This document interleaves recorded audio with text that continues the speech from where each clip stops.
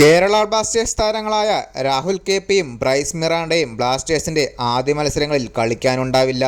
Rahul K പിയും Bryce മിറാണ്ടയും Asian ഗെയിംസിനുള്ള Indian ടീമിൽ ഇടം പിടിച്ചിട്ടുണ്ട്.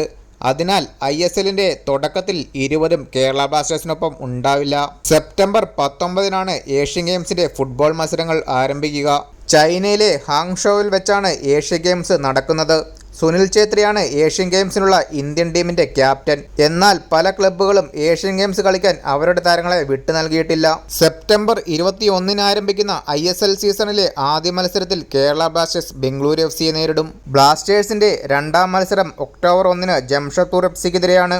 ഈ രണ്ട് മത്സരവുമാവും രാഹുൽ കെ പിക്കും ബ്രൈസ് മിറാണ്ടയ്ക്കും നഷ്ടമാകുകയെന്നാണ് കരുതുന്നത്. ഇവരുടെ അഭാവം കേരള ബ്ലാസ്റ്റേഴ്സിന് വലിയൊരു തിരിച്ചടിയാണ്. ചിരവൈരികളായ ബംഗളൂരു FCക്കെതിരായ ആദ്യ മത്സരം എന്ത് വില കൊടുത്തും വിജയിക്കണമെന്നാണ് ആരാധകർ ആഗ്രഹിക്കുന്നത്. അതിനാൽ തന്നെ ഈ മത്സരത്തിന് കൊച്ചി ജവഹർലാൽ നെഹ്റു സ്റ്റേഡിയം മഞ്ഞക്കടലായിരിക്കുമെന്ന് ഉറപ്പാണ്. വീഡിയോ അവസാനിക്കുന്നു. കൂടുതൽ സ്പോർട്സ് അപ്ഡേറ്റുകളുമായി ഉടൻ തന്നെ വരുന്നതായിരിക്കും. ചാനൽ സബ്സ്ക്രൈബ് ചെയ്യാത്തവർ ചാനൽ സബ്സ്ക്രൈബ് ചെയ്യുക.